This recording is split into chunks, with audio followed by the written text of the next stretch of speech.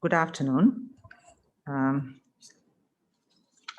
Dr. Padma Gunratna, President, Sri Lanka Medical Association, for those who have joined online. Let me warmly welcome all of you who have gathered here, as well as that many of you who have joined online for the clinical meeting, the webinar that is organized by the Sri Lanka Medical Association along with Sri Lanka College of Internal Medicine on COVID-19 hospital management essentials. You know that this is the most important and most relevant, most timely topic for all doctors, as well as, even to citizens and even to media and anyone living here in this country, because that we are in a sort of a very serious and critical state with very rapidly escalating the caseload of the COVID-19 patients. Therefore, it's so important for all doctors at all levels of care, doctors at all levels of hospitals, to be familiar with the in-hospital management of COVID patients, the in-hospital home management, as the mild cases as well as the severe cases, because when a patient presents to you, it would not be possible for us to say that this specialist and that specialist, and that I'm not familiar, because the cases are going to be so common. So based with that impression that we have lined up three eminent speakers. Actually, I need to be very thankful to our SLMA coordinator for this clinical meetings, Dr. Achala Balasurya, for liaising with the College of Internal Medicine. And we have been able to line up three eminent speakers who are with first-hand experience on giving care for these patients. The first speaker to address this topic would be Dr. Harsha Satish Chandra. He's the consultant physician at the National Hospital, Sri Lanka. He would be talking to us evidence-based therapeutics in COVID-19. So before that, let me invite all speakers to podium. The other speakers are Dr. Satish Chandra, as I invited, and then Dr. Ananda Vijayvikrama will be here at any moment, as well as Dr. Afla Sadikin, consultant chest physician from the MRI Kurala. So let me invite Dr. Harsha Satish Chandra to commence his presentation.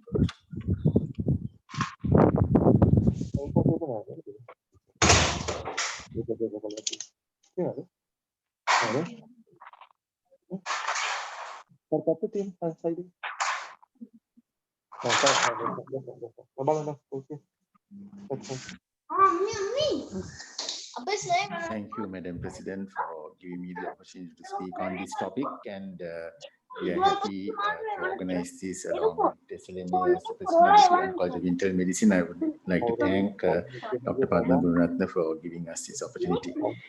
Now, to set the tone for the discussion, I would like to go through with you the topic of evidence-based therapeutics in COVID-19. Now, there has been an evolution of treatment over the past year and a half since the pandemic broke in late December 2019. And I think you may recall that it was on the 10th of January that China released the genomic sequence of the SARS coronavirus 2. And since then, the scientific committee has been busy trying to work on therapeutic and vaccine targets. And they have tried out several treatments. And to comment on antivirals, I think several antivirals were already being used for different conditions, and they were tried out on the basis that there had been in vitro evidence of efficacy. Now, an example would be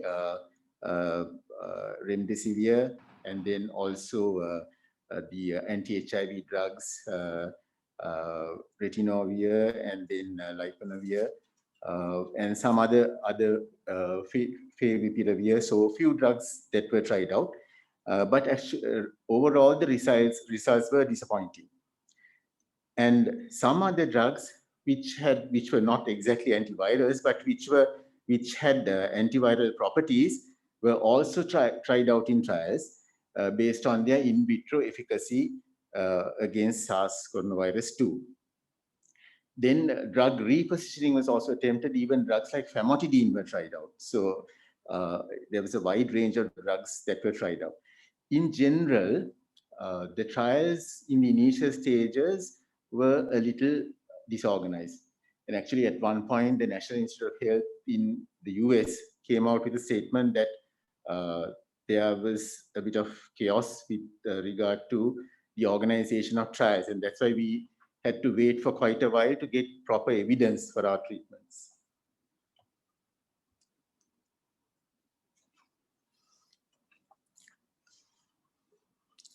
Now, before I go on to describing the treatments, I think it would be nice to sort of go through the complications that COVID-19 could cause.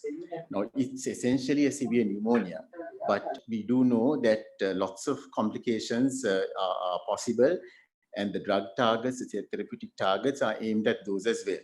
So one particular issue is ARDS, which needs prolonged mechanical ventilation.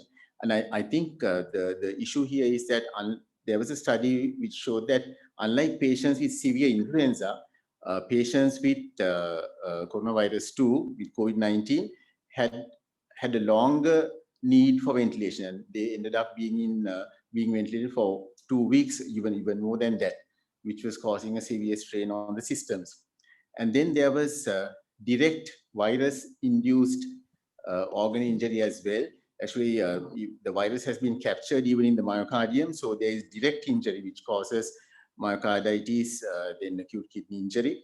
And then, of course, this much described cytokine storm, which is, I mean, it's not there in each and every patient, it's there in some patients. And when it is there, it causes lots of issues. And of course, another new thing that we have concentrated on is the possibility of thrombotic complications. Acute MI, acute stroke, deep vein thrombosis, pulmonary embolism, and of course, there's a recent interest on CVST, cerebral venous sinus thrombosis.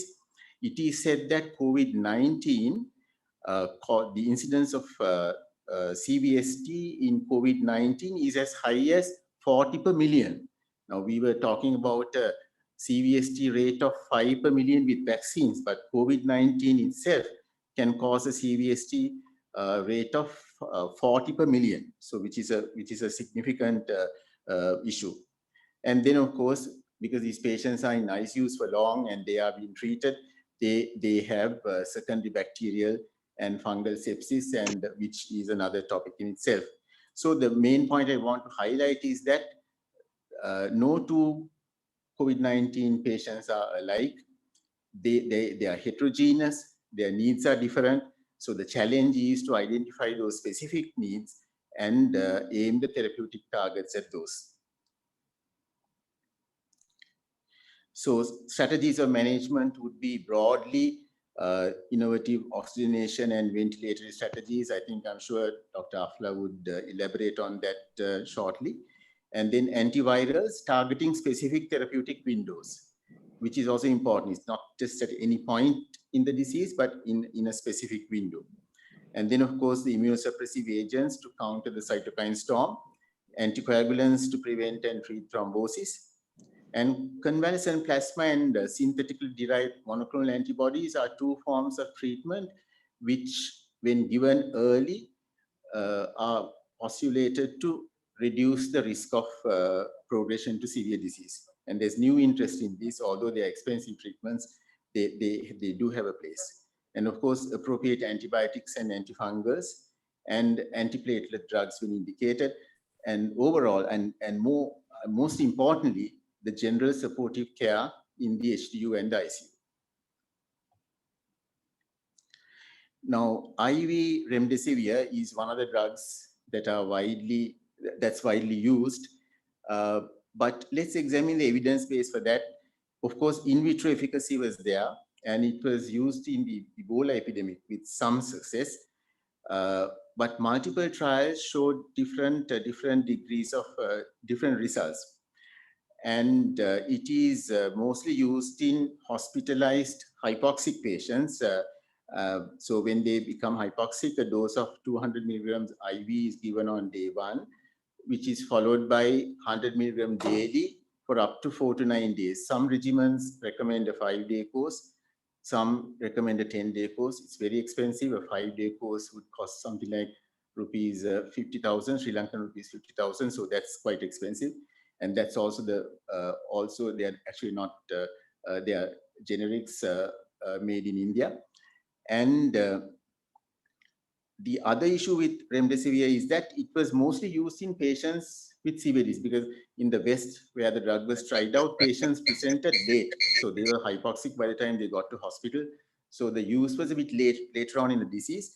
So maybe studies should have been done with Remdesivir early on in the disease in order to see that that would have caused less progression of this illness. So widely used in the US, that was basically based on this trial conducted by the National Institute of Health. It's called ACTT-1.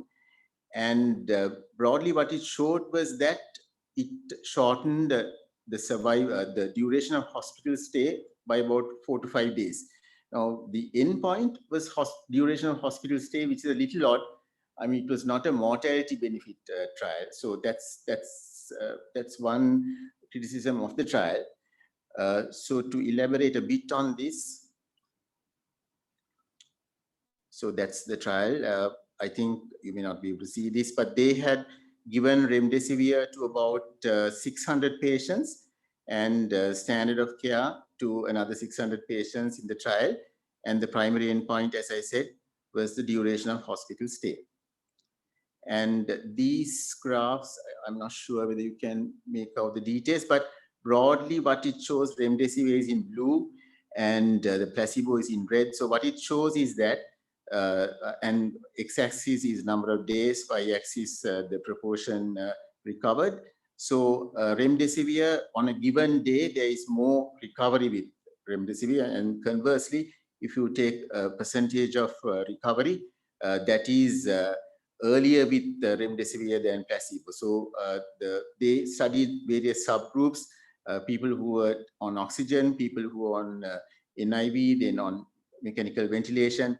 So overall, it was seen that there was about 4 to 5 days of less hospital stay with Remdesivir. And if you take the subgroups, generally that benefit seemed to be there in various racial groups as well. But as you come down in the slide, I don't think you can make it out well. In the groups where the patient was given NIV and mechanical ventilation, the benefits seem to be a little less.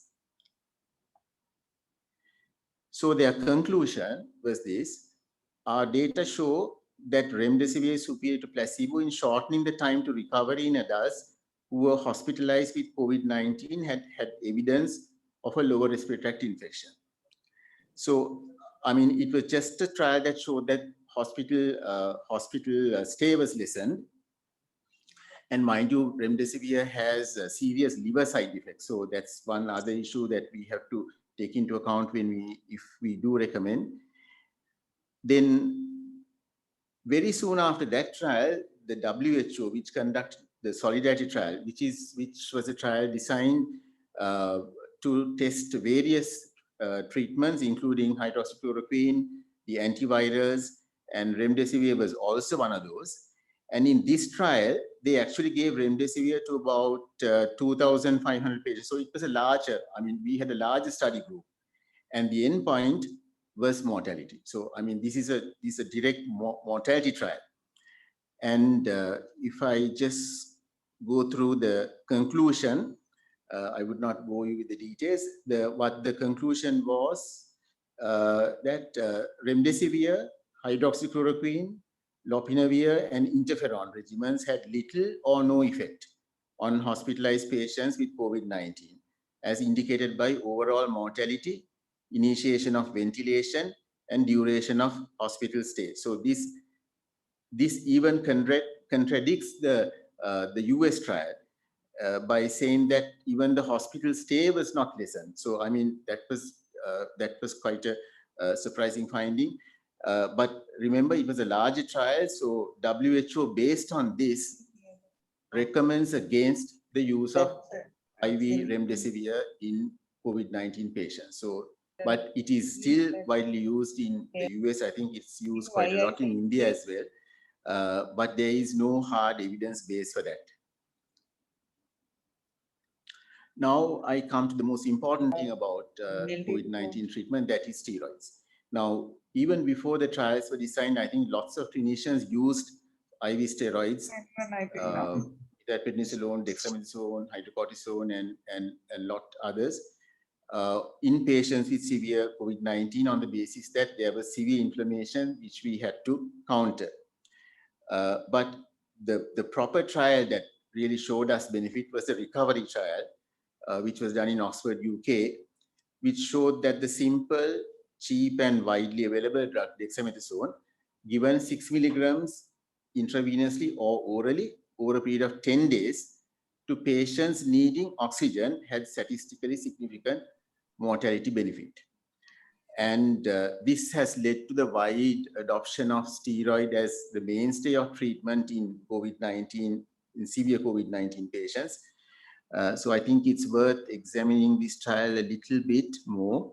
So here, dexamethasone was given to a large group of patients, I think close to about 4,000. And then they, again, the primary outcome was mortality at 28 days. And so they have, if we look at the plot, the first shows all participants in all groups of patients, and it shows definitely that using dexamethasone reduced the mortality at 28 days, and the mortality benefit lasted, I mean, it was from 7 to 28 days, it was quite consistent. And then patients with invasive mechanical ventilation, again, it showed clear benefit. And in patients who are just on oxygen also, there was a benefit. In the overall group, the p-value was 0.001, so which is very, very significant. But in patients who did not require oxygen, actually the p-value was not significant. Actually, the trial went on to say that it may have even had an adverse effect because dexamethasone, if given early, can cause blunting of the immune response. So that immune response we do need in COVID-19 patients. So using dexamethasone early to suppress the virus actually was counterproductive. So their conclusion was that in patients hospitalized with COVID-19, the use of dexamethasone resulted in lower 28-day mortality among those who were receiving either invasive mechanical ventilation or oxygen alone at randomization, but not among those receiving no respiratory support. So it was for patients who turned hypoxic and who required oxygen for treatment.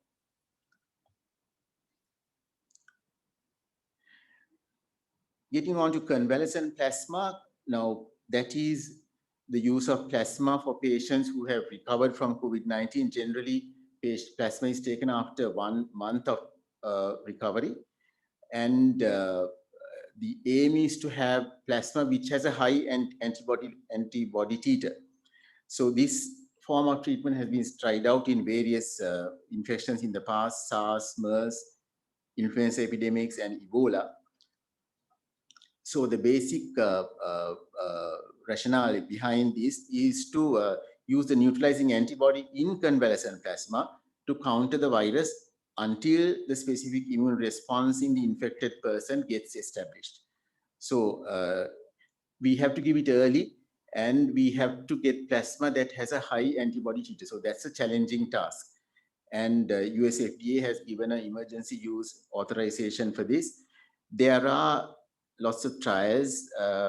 Now, just to quote one or two, this is an RCT that was published in the New England Journal of Medicine on the use of convalescent plasma in severe COVID pneumonia. The patients were enrolled at a median of 8 days, so that was pretty late. I think the issue was that the patients were in hospital quite late, and mild to moderately symptomatic patients were not treated at hospitals. So 228 patients in the convalescent plasma arm and only about 105 in the placebo arms. The antibody titer was quite high, 1 in 3,200, and the primary outcome was clinical status at 30 days. So that did not show any mortality benefit. And the conclusion was that there was no significant difference between convalescent plasma and placebo. But as I said earlier, it was given rather late in the illness. And there's an Indian trial named PLACID, which was published in the BMJ, where they compared convalescent plasma with standard care. And convalescent plasma, 2 doses were given 24 hours apart. And the main outcome assessed was mortality at 28 days.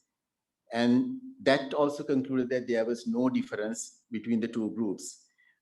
Some other trials showed conflicting results, but there was no large trial that showed clear benefit. The only good thing with convalescent plasma is that it's relatively safe. Only about 1% of adverse events. I think we have tried that out in Sri Lanka as well. So, but the evidence base again is not strong. Then monoclonal antibodies in COVID-19, these use the same principle, but these are synthetically derived monoclonal antibodies. And they are given as an infusion early on in the disease. Actually, the patients are outpatients, and the infusion is given and then they are sent home. So the idea is to give the antibody early on. So this is for patients who have a high risk of severe COVID-19 due to their comorbidities. And several drugs have been licensed by the FDA. The drug bamlanivimab, which is directed against the spike protein. And then you may recall the former US President Donald Trump was given Regeneron coronavirus CoV-2, which is a combination of casirivimab and imdevimab. And so it's supposed to reduce viral loads and prevent progression of disease. So it's actually sound treatment and it works as well, but no large trial data is available, but extremely expensive. So I think it's beyond our capabilities to have these drugs. And but they do have a role.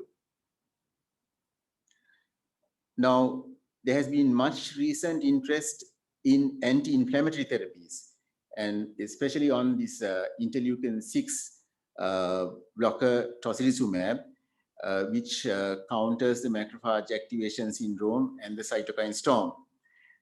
There were several papers published. There was one in the NEJM in early January, which showed benefit in a subgroup. It was a small trial. And then I'll refer to that in a minute. And then there was the study, REMAP-CAP, which was published in the NEJM, that showed that both tocilizumab and sarilumab, both are interleukin-6 inhibitors, were beneficial in the critically ill if given early on when they require respiratory support or cardiovascular organ support. So it's not very late in their disease, it's fairly early on in the disease. And they showed improvement in survival. And several other drugs are also used. There's one interesting drug, the Janus kinase inhibitor, voricitinib, which is an oral drug. but that has to be combined with IV Remdesivir. These are used in the US only. I don't think they are used in other countries. And these are on top of IV dexamethasone. I must stress that. So it's not a substitute for IV dexamethasone. So this is the trial that I was referring to earlier in hospitalized patients with COVID-19 pneumonia who were not receiving mechanical ventilation. Tocilizumab reduced the likelihood of progression to the composite outcome of mechanical ventilation or death. Then we get on to this important trial again, the recovery group, which came up with evidence for dexamethasone in a preprint that was published about 2 months ago. It has not been published in a journal yet. They had tested tocilizumab in their recovery trial arm.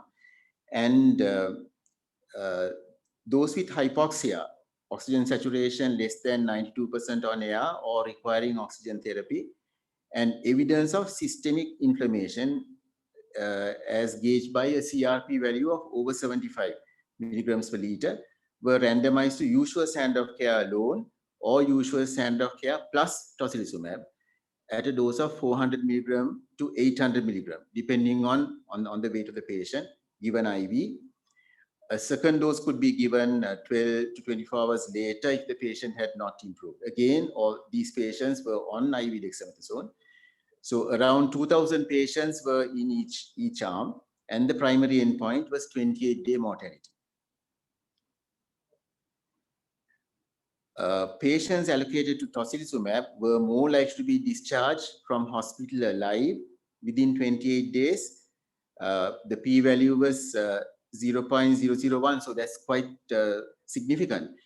And among those not on invasive mechanical ventilation at baseline, patients allocated tocilizumab were less likely to reach the composite endpoint of invasive mechanical ventilation or death. So quite promising results. And so their interpretation was that in hospitalized COVID-19 patients with hypoxia and systemic inflammation, tocilizumab improved survival and other clinical outcomes. These benefits were seen regardless of the level of respiratory support and were additional to the benefit of steroids. So all these patients were on dexamethasone, and over and above that, they were given tocilizumab, and the benefit was also shown over and above that of dexamethasone. So the exact therapeutic window is deciding on that is the challenge here, and it has to be carefully chosen. Now, tocilizumab cannot be given in patients with impending or established bacterial sepsis. So we may have to decide on that by doing other tests to exclude bacterial sepsis. The systemic inflammation is gauged by the CRP level. There may be other parameters like serum ferritin, which will also be useful in these patients, and procalcitonin. So it's not a case for treating all patients with tocilizumab, but in selected patients only. And that has to be done very carefully by the clinicians. So anticoagulation in COVID-19, everyone agrees that because COVID-19 leads to a pro-inflammatory state, thrombotic complications are common. So we have to be on the lookout for those, identify those early and treat. And actually in a case series in Italy, post-mortem series, out of 21 patients, 15 had microthrombi in the lung, but only about 4 or 5 had actual pulmonary embolism. So microthrombi were much commoner. And the patients who turn hypoxic in our hospitals, it is recommended to start at least on a preventive dose of enoxaparin, 40 milligram subcut, and reduce to 30 milligrams in patients with renal impairment. And of course, in patients with end-stage renal failure and dialyzed patients, unfractionated heparin has to be used.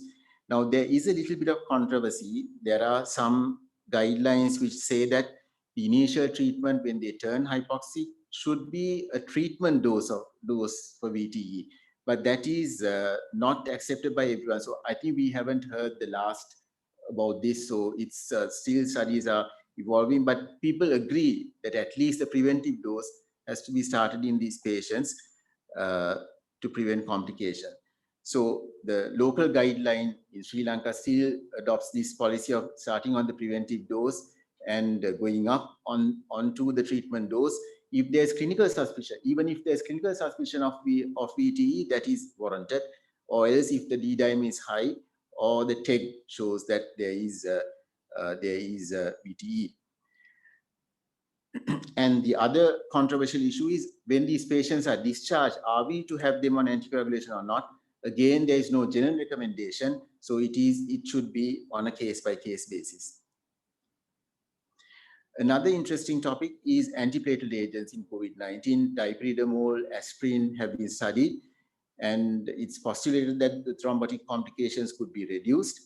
And there was a retrospective study, not a RCT, retrospective study done in the University of Maryland, published in the journal Anesthesia and Analgesia, which compared 98 patients who were on aspirin 1 week before hospital admission or started on aspirin within 24 hours of admission, and 314 patients who were not on aspirin. So the results showed that in the aspirin arm, patients were 43% less likely to need ICU care and 44% less likely to need invasive mechanical ventilation and 47% less likely to die in hospital. Remember, this was not a RCT, so the practice it has not been adopted as a practice, and there were some other studies, one from China especially, which said that there was no benefit. So again, I think the jury is out there. We don't quite know. But patients who are on aspirin for cardiovascular illness should be continued on aspirin, and that's what the local guideline also says currently. There has been some recent interest on Ivermectin in COVID-19, and actually the in vitro efficacy of Ivermectin is much more than that of hydroxychloroquine. So for some reason, the trials have started late, and most of them have been observational studies. Some small RCTs are there, and there was one observational study in US from Florida, and which was published in the journal Chest, and it showed that there was a mortality benefit with Ivermectin, but in that arm, apparently a higher use of steroids was seen. So that was a confounding variable, so they couldn't actually decide on it. Small RCTs have shown various results. Now, previously, US FDA said that they recommended against the use of Ivermectin, but from early this year, they have changed that to the stance that they cannot either recommend for or against the use of Ivermectin. So I think they are waiting for trials, but no guideline in any country, as far as I know, gives Ivermectin for these patients. So just to outline what we do here in Sri Lanka, I think Anand will elaborate on this. So asymptomatic and mild to moderately symptomatic COVID-19 patients diagnosed with the PCR or validated rapid antigen test are isolated in intermediate care centers or hospitals and monitored for disease progression. So low-dose aspirin is continued in adults with high cardiovascular risk, and patients with COVID-19 and those with comorbidities are sent from intermediate centers to higher centers and also to specialized COVID hospitals. And when the patient becomes hypoxic with a oxygen saturation of 94 or less on room air, dexamethasone is started immediately and continued for 10 days. And treatment for VTE is also given.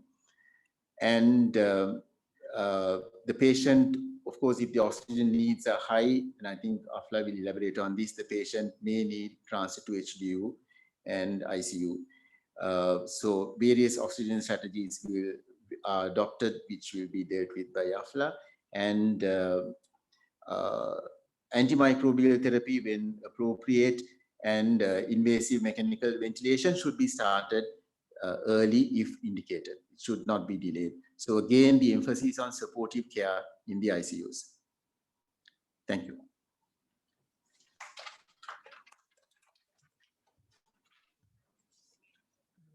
Thank you very much, Dr. Harsha Satish Chandra. Dr. Harsha Satish Chandra is the president of the Sri Lanka College of Internal Medicine, and we are fortunate that we had him as a speaker here. Our next speaker would be addressing outpatient and ward management of COVID-19.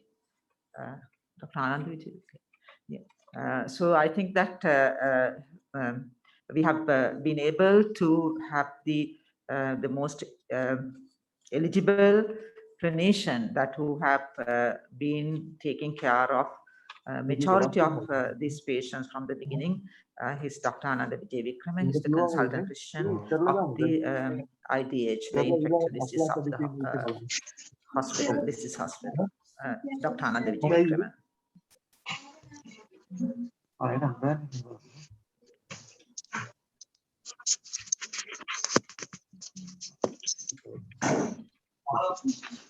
Diesel gala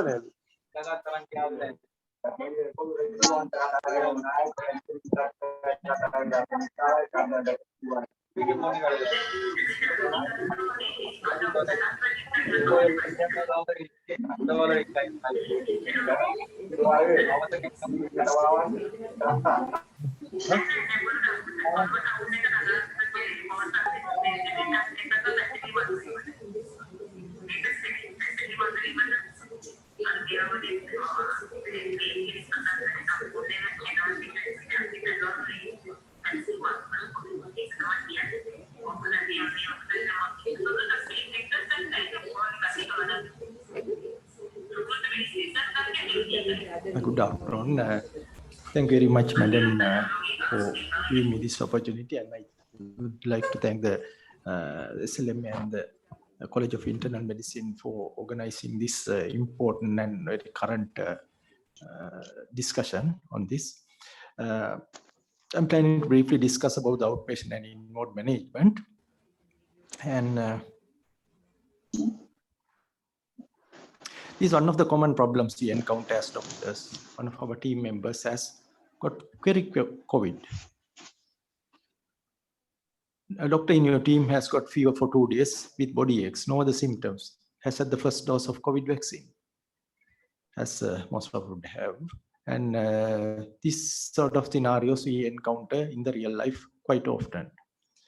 So we have to think of the possible COVID in the prevailing circumstances, and also at the same time we have to think of other febrile illnesses, especially in some areas in Colombo. Now the dengue is again being reported, and with increasing numbers, and then in some areas we see leptospirosis, and of course other viral illnesses too.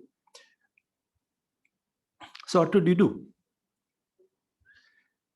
So what advice we have to give such a patient? First, of course, because we have to suspect COVID, we have to isolate the patient and take measures on infection prevention and control measures, paracetamol, SOS. And it is important to do when we suspect COVID, the COVID PCR, and also because of other possibilities there, it's good to do a full blood count and a CRP at least. And then he strongly thinks it is COVID and asks whether to take dexamethasone, ivermectin, HCQ, vitamin D, vitamin C, vitamin E. So this is just some of the things we'll discuss in due course about the need of taking this. In fact, recently one of my friends, a fellow consultant, came with this sort of scenario, and by the time she was diagnosed as COVID, she also already had dexamethasone and ivermectin. I don't know from where she got ivermectin. So this particular doctor I was referring to actually came to me with the full blood count, with the white count of 8,000 and neutrophils of 70%, and he had a positive dengue and IgG and IgM result. He had a fever of 2 days, coming with on third day, and then he gave a history of attending a New Year party.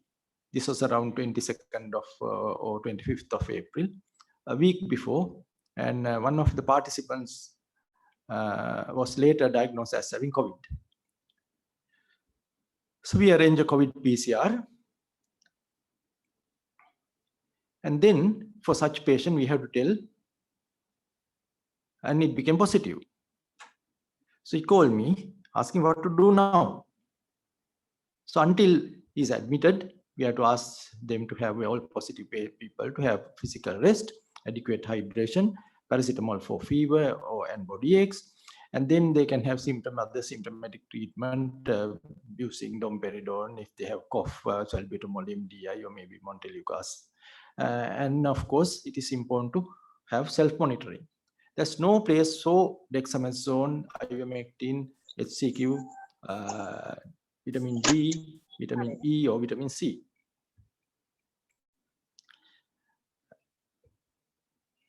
It is important to have self-monitoring until they get admitted, because it's important to monitor, as some patients with initial mild clinical presentation may get worse towards the second week of illnesses. Generally, we see complications around from 7 to 10 days from the onset of symptoms, generally.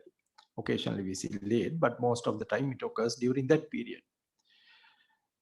However, whether we can monitor these patients as inpatients or outpatients has to be made on a case-by-case basis. As Satish mentioned, at the moment, we admit all the positive patients, but of course, there can be delays in admitting these patients due to various reasons. So in such situations, it is important to monitor these patients and give advice on such situations. And the decision to monitor will, or whether they can monitor at home, will depend not only on clinical presentation, but also on many other things, including the patient's ability to engage in self-monitoring, the feasibility of safe isolation at home, and the risk of transmission in the patient's home environment. And then there are many other things like living alone and so other problems. If they are at home until admission, it's good if they can use a separate bathroom and a separate room. If it is not feasible, they should take care to disinfect the bathroom after each use. Otherwise, it can spread to other people in the home. Then the patient and other household members are should be capable of adhering to precautions recommended as part of the home care or isolation, which means the usual infection prevention control practices, including proper wearing of a face mask.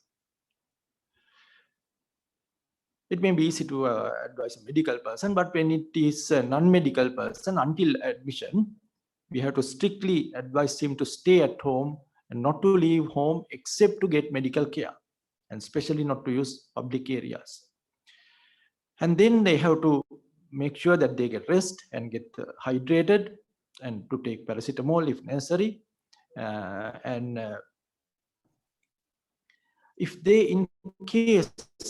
If they have any trouble in breathing, or if they think they have any trouble in breathing, we'll discuss about the warning signs later, and they have to contact emergency services. And to come to hospital, they should avoid public transport or sharing like other people and taxis. And of course, we can call 1990, which provides a quite effective service in our country. And in addition, they have to inform their his or her close contacts that they may have been exposed to COVID-19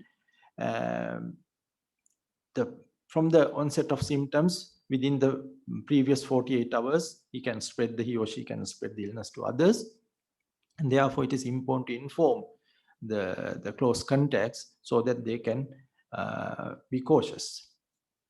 Then it's important to educate them on warning signs. If they have any trouble in breathing, if they have features suggestive of hypoxia, like difficult in breathing, blue lips, and so on, which is of course are late signs of hypoxia. But if they have pressure in chest, new confusion, inability to wake or stay awake, of course these are actually some symptoms are of course late symptoms and signs of hypoxia. On the other hand, if they have repeated vomiting, some people can have persistent diarrhea, they need to get admitted. It is important, as we all know, the hypoxia is the issue in COVID in most of the patients. So we can tell the patient, if they feel dyspneic with mild exertion, feeling dyspneic with talking. Sometimes a friend might notice during a telephone conversation. And we can educate some people about 1 breath count. And if the cough is worsening, if they're persistently feeling unwell, inability to tolerate liquids, persistent fever, they have to seek for immediate medical attention. And then we have to admit these patients. And at the moment, we try to admit all the patients for 2 reasons. One thing is for isolation, and secondly for monitoring for the development of severe disease, which only some patients go into that category. So once admitted, we have to monitor vital parameters like the blood pressure, pulse, the respiratory rate. Then the pulse oximetry is very important. And of course, it's important to monitor the fluid intake and output also, because some of the patient, the intake can be poor. Generally, it's good to do full blood count and a CRP, because it can be something else too. Whether to do a chest X-ray or not will depend on the patient. Even with patients with mildly symptomatic patients, we have seen X-ray changes if we do X-ray. Therefore, it is not essential to do a X-ray. In fact, if we do a CT scan, you can detect these changes quite early, and that had been used as a diagnostic tool in China at some point. But those are not necessary unless it is essential. But of course, if their symptoms are getting worse, if the cough is getting worse, if they are becoming dyspneic, then I think it is important to have a chest X-ray. Then, depending on the patient, we have to decide whether to do serum ferritin, LDH, LFT, D-dimer, procalcitonin, and so on. Not in everybody, definitely. Then there are other challenges when we admit these patients. We have to ensure the safety of healthcare workers. Now, that is of paramount importance, which have been shown in journals like Lancet too. But of course, that is not that difficult, because what is important is to make sure that we adhere to basic infection prevention control measures like hand washing, practicing cough etiquettes, avoid unnecessary gatherings, maintain physical distancing, minimizing touching surfaces, disinfecting surfaces, face masks, wearing properly, and wearing use of PPEs appropriately and correctly. So if they are getting close to the patient or attending to a patient, we advise them to wear full PPE kit, which is available in hospital. That is when they are having close encounters with patients, like blood drawing.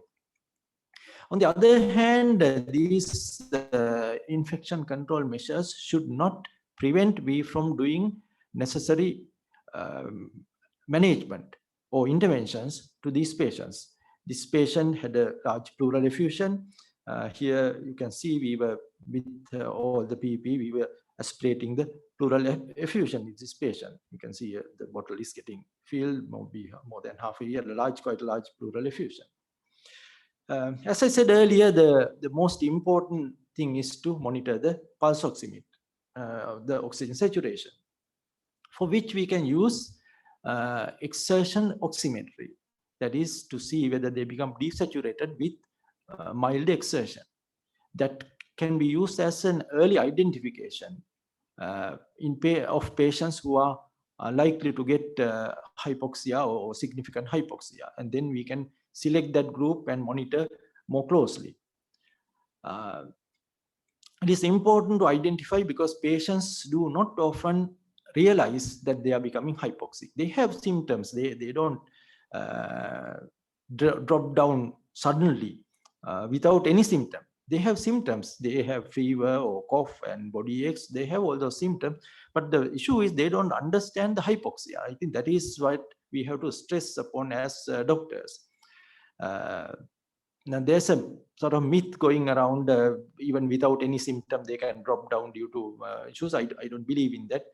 What we see is the patients come late to hospitals because they have common symptoms of flu, which they ignore or which they take treatment from a general practitioner.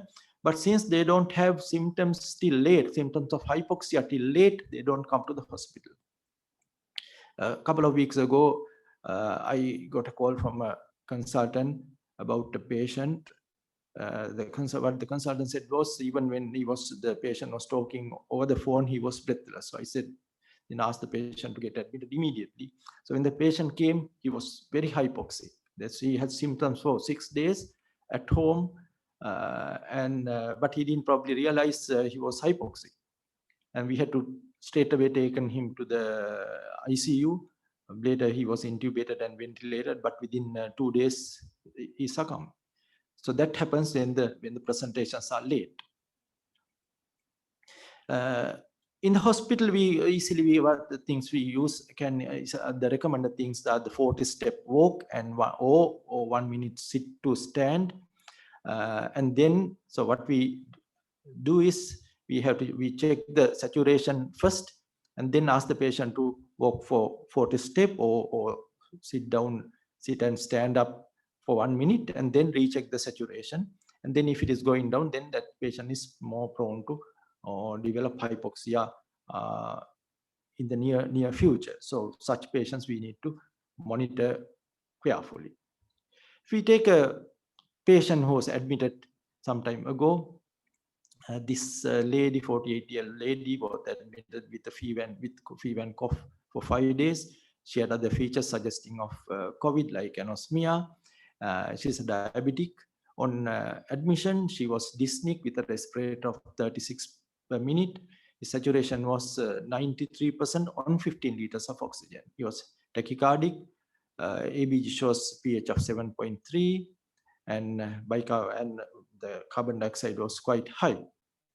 And the investigation showed white count. You can see the white count was going down towards the latter part of the illness, and neutrophil counts remained high, which we generally see in these patients. And also the platelet counts tend to go up in some patients. This again probably a common finding, and CRP also high because COVID causes a severe inflammatory reaction.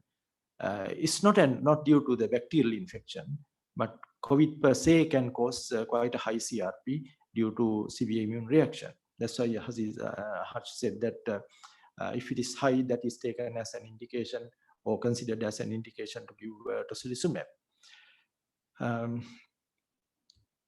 This was the chest X-ray initially, and you can see bilateral shadows. She was treated with the dexamethasone, IV ceftriaxone, oral clarithromycin, and enoxaparin. And then later we added fluconazole, and so she continued to. We continued on oxygen initially with non-rebreathing face mask, and then the saturation went down and got worse gradually, but then later it improved. So she finally recovered and went. So the challenge is we have very limited options as treatments, as many things were mentioned by Satish. The WHO therapeutic and COVID-19 guidelines gives evidence-based guidance on this. And in some of these, I was privileged to be part of the guideline committee. And these are the changing guidelines, as they call it, the living guideline, and the recommendation on steroids was mainly based on recovery trial. The evidence came from recovery trial, which is quite a large study, as that was mentioned by Satish. And however, the one thing I would like to point out here is, in spite of seeing a good benefit of dexamethasone, even in the dexamethasone group, there was a death rate of 22.9%. So that showed that the population they took had quite a high mortality rate. The difference was significant, but still, even among patients who had dexamethasone, there was quite a high mortality rate. So they did subgroup analysis. There was a suggestion whether the early initiation of therapy could be better. However, the meta-analysis did not support that hypothesis. some of the members during the discussion came up with the idea that postponing systemic steroids until viral replication is contained by the immune system may be reasonable. And many noted it's difficult to ascertain the exact the time of onset of symptoms in many cases.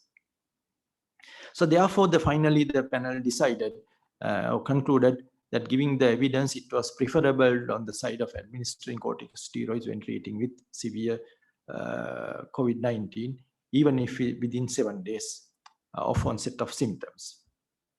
And of course, it was recommended not to use steroids in patients who are not hypoxic.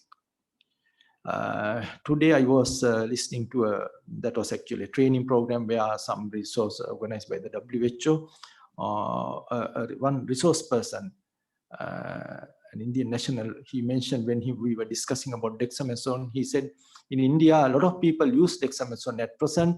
A lot of COVID patients, even without hypoxia, are given dexamethasone, and some speculate that the increased death rate maybe, but at least some of that could be attributed to unnecessary use of dexamethasone.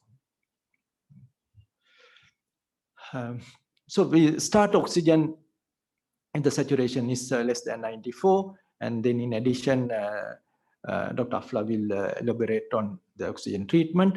In addition, we give enoxaparin, dexamethasone, which can be given IV or oral. And it's important for them to have bed rest.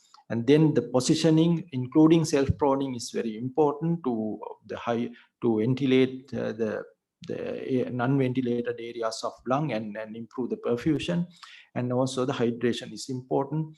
And as a symptomatic, this thing we use bronchodilators for these patients. This is seen from our ICU. We were putting percutaneous, doing a percutaneous tracheostomy for a patient who are on long-term ventilator. This 94-year-old male was transferred to us early January from a private hospital with cough and fever for 4 days, cough for 5 days, body aches. And when he came on air, his saturation was 92%, but then with oxygen, 2 liters, he improved to 96 to 98%. He was hemodynamically stable. Later, he became a bit confused, saturation maintained with 2 liters of oxygen, and his investigations were basically normal. And except for his creatinine was little higher. Can't see where I mentioned that. His creatinine and CRP was quite high, and his creatinine was also high. We thought probably it's due to age related. The chest X-ray showed patchy consolidation in all 3 zones of right lung and mid-zonal and perihilar region in left lung, and reported as COVID changes. This was his chest X-ray. This repeat chest X-ray, and because he was confused, we did non-contrast CT scan. He had atrial cerebral atrophy and small vessel disease, and the HRCT of chest showed ground glass opacities with associated patchy consolidation in both lungs, and in addition, there were nodular opacities with bone destruction in T12. We did not, and bilateral pleural effusion. There was suspicion that it could be neoplastic. So in spite of all this, we continued with oxygen and self-proning. IV ceftriaxone was given, and clarithromycin and enoxaparin. And in spite of all these issues, and in spite of his age, he recovered and went home. So as Satish mentioned at the beginning, this is a highly individualized scenario. Now, generally, we expect in a patient like this, all these problems, that the outcome will be very poor. But well, we also thought so at the beginning. But he recovered and went home.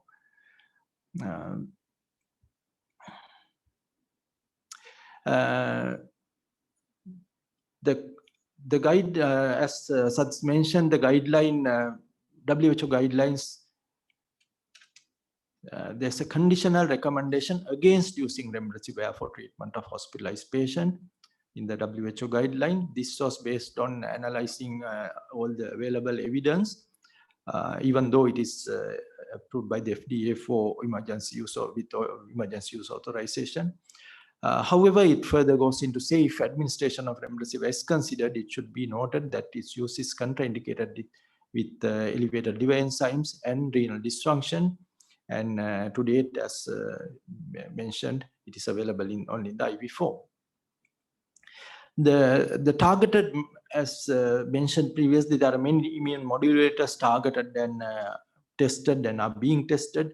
These are the recommendation from John Hopkins. They say they recommend the use of this class of agents therapy only for patients who are enrolled in a clinical trial. So this again includes Tocilizumab too. In Sri Lanka, we have used Tocilizumab in some selected cases. Some have improved, some have died. So again, it's very difficult to see a response. We were going by the high CRP and things. So we need trial evidence to use this sort of things in a critically ill patient, because as I pointed out in this case of 94-year-old gentleman, some people recover without all these, in spite of all the problems they have. Then the other treatment, the vitamin D supplementation, is not recommended as a prevention method unless they have vitamin D deficiencies, or as a treatment method. HCQ is not recommended. Lopinavir is not recommended based on the findings of the recovery trial. HCQ also is mainly based on the recovery evidence. And then there have been use of azithromycin, again, which is not recommended. So in summary, we have limited treatment options. It is very important to detect the hypoxia, and the main mode of treatment is oxygen. And of course, because of this situation, the prevention is the most important measure to address this epidemic. Thank you.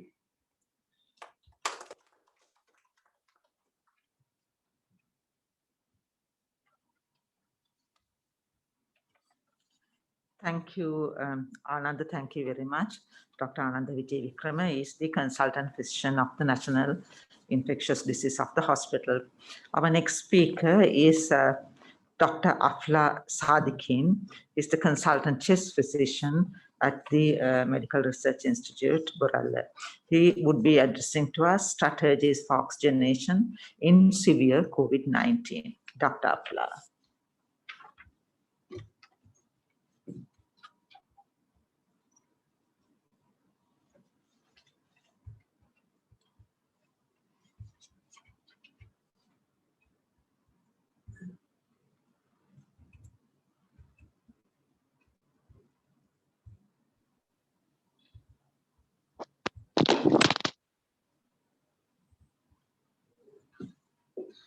Thank you very much for that kind word of introduction. And first of all, I want to thank the organizers, SLMA and College of Internal Medicine, for giving me this opportunity. So the topic I'm given is about oxygenation. I know all of y'all, it's the hot topic, especially in India, and we are all scared and worried the same heat will come here on oxygen. So I'm not going to make it more complicated.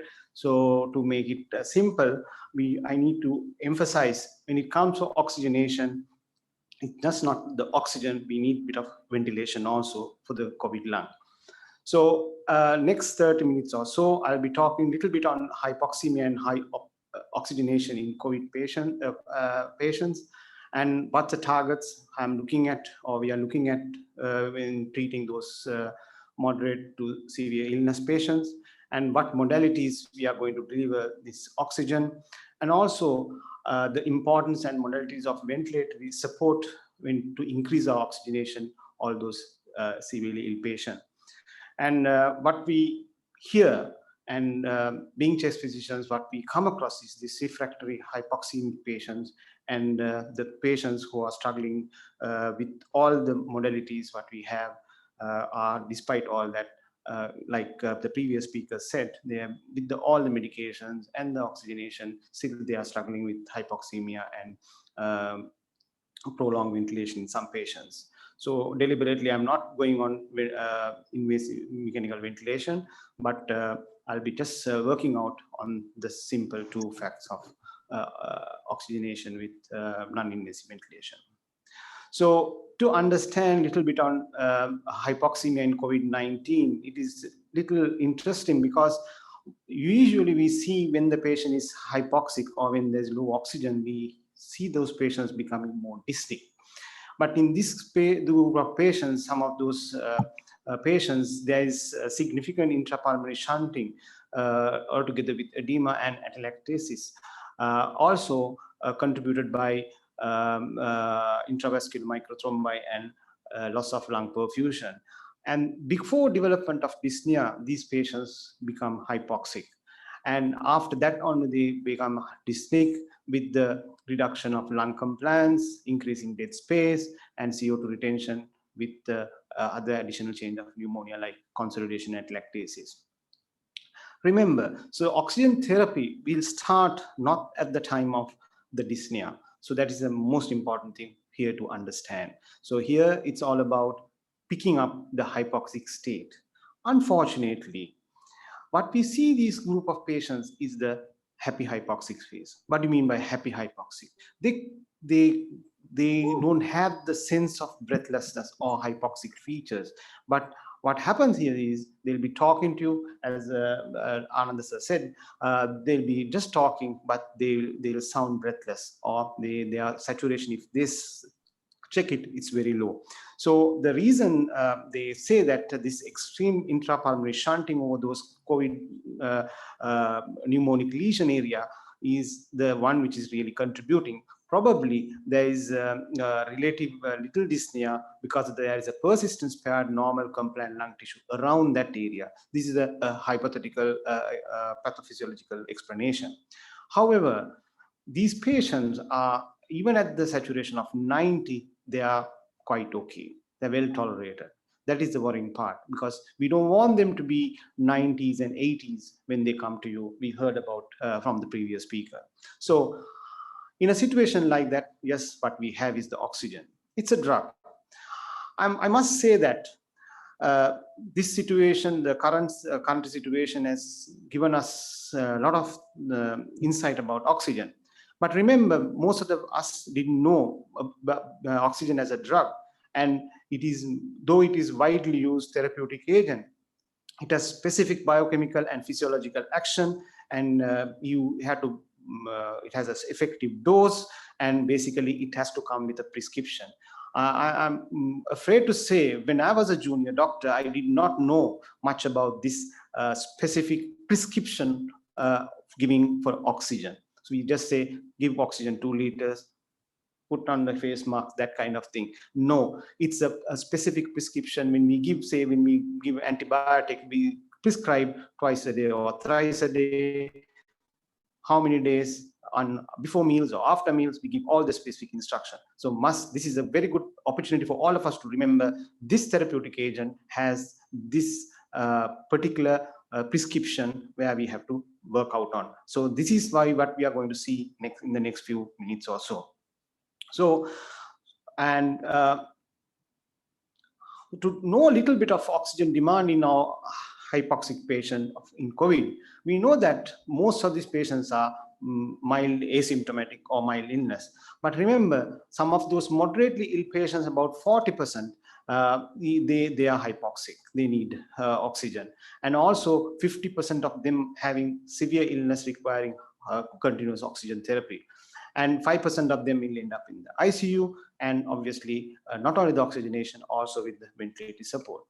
So when we say about, when we take about the treatment centers, we need to understand that, like right now, what we our treatment centers are not as the defined treatment centers by the WHO. However, we are going to see more and more severe and critical patients in our setup in the treatment centers.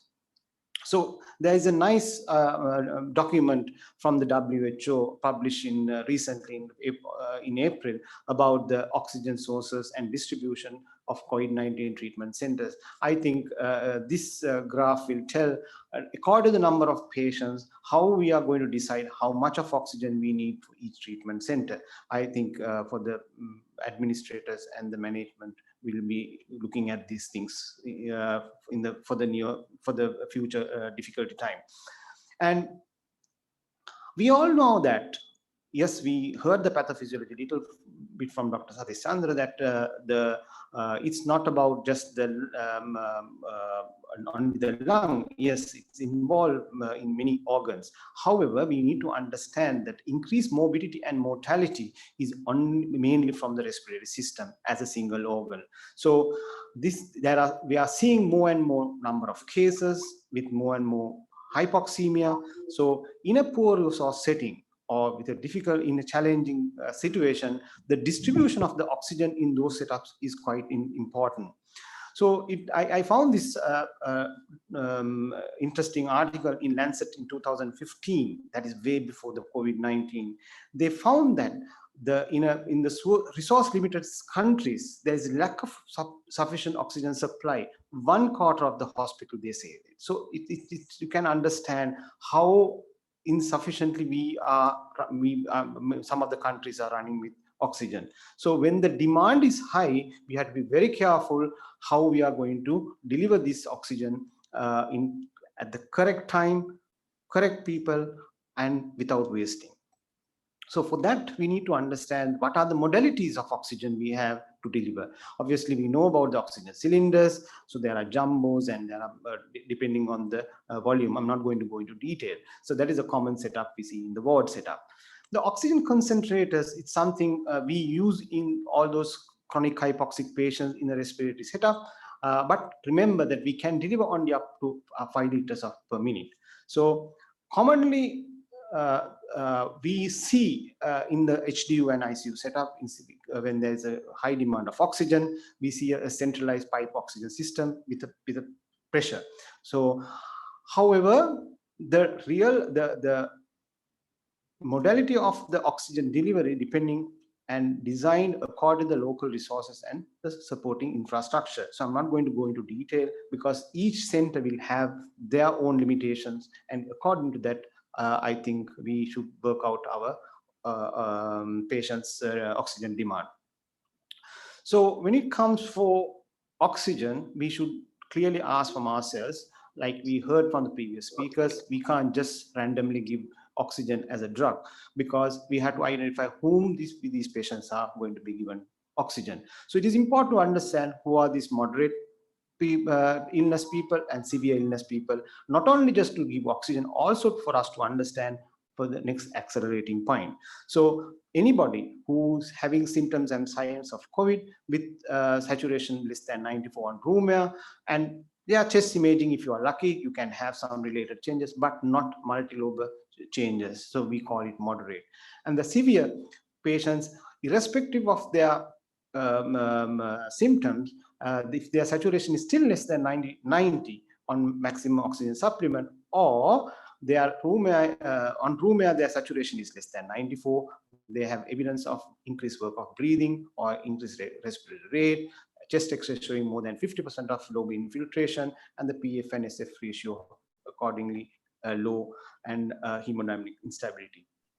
So as I said before, it is not just to give oxygen or to tell that how much oxygen we are giving. Also, it is important for these patients to categorize, to understand at which point we are going to accelerate our treatment strategy.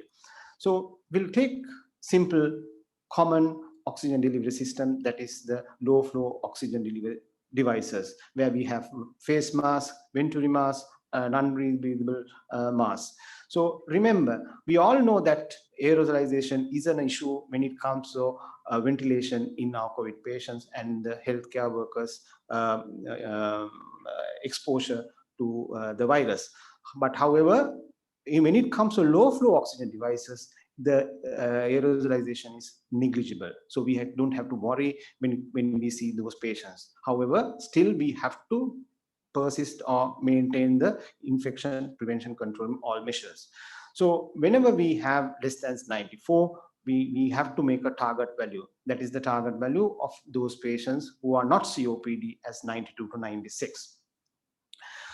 So we use certain devices like a nasal cannula, but remember, the maximum flow in each device is limited. So if we understand the patient requires more oxygen to achieve the target level, and we must not, and as an example, you put a simple face mask and you just open up thinking, oh, I want to give 10 liters of oxygen, patient will not get 10 liters. It's the rest of the oxygen is wasted. So in this situation, we need to understand, as all the healthcare givers, each device has a limited or cap oxygen delivery. We heard from the previous speaker about the prone positioning, especially those moderate ill patients. So the prone positioning is well documented in those intubated and ventilated patients with ARDS, with studies, and they have shown that recruitability and oxygenation of those patients for those severely ill patients. However, there are couple of studies have shown that even moderate, mild to moderate or moderate illness patients who needed oxygen will do well with self-proning, and they will improve the VQ mismatch, their oxygenation. Also, they will reduce the work of breathing. So this can be coupled with your high flow nasal oxygen or CPAP or NIV device. But however, we need to understand these patients need to be independent. They need to be we need to well communicate with the patients, and we need the cooperation. Remember, when we are doing the self-proning for these patients, if they are not cooperating, and if all those devices are not properly connected, so we may just get into more problem by self-proning. And there are some studies that have shown that the proning has caused, in those especially patients with on CPAP, has caused delay in the intubation and ventilation, going into complications. So the high flow nasal oxygen therapy is something which has been spoken quite widely nowadays. However, it's not something new. But the studies which are showed in severe COVID-19 pneumonic patients, especially in the resource-constrained settings where you are not going for invasive ventilation and all. So it has given a lot of positive feedback, especially those patients with hypoxic respiratory failure. And it is said that almost half of those have received successfully weaned without need for mechanical ventilation. Remember, putting a patient on high flow nasal oxygen does not mean that patient is getting the right oxygenation. Because why? It is important for them to monitor according to the ROC score, that is the oxygen saturation and FiO2 respiratory rate, to decide the chance of patient going into HFNO failure. So failure and ending up with intubation. So these studies have shown 2 hours and 6 hours and also 12 hours. But however, as a standard, you can use that 6 hours by getting the score if it is less than 4.8. So what happens in high flow nasal oxygen? Because we all know that it is not just the pressure or the oxygen, it is also improved it's not only improving the oxygenation and the reducing carbon dioxide, also it decreases the work of breathing. So all the additional humidification factor also reducing the microatelectasis. So this is a very good device which is important in a HDU ICU setup for the treatment of severe COVID pneumonia. However, the higher risk of this viral contamination through aerosolization is something really worrying in these patients. So you need that defined HDU ICU setup, and you have to use all the infectious prevention control measures, same as when you use NIV. So one thing is, you can advise the patient to wear a mask on top of the high flow nasal cannula, and they ask them to breathe through the closed mouth.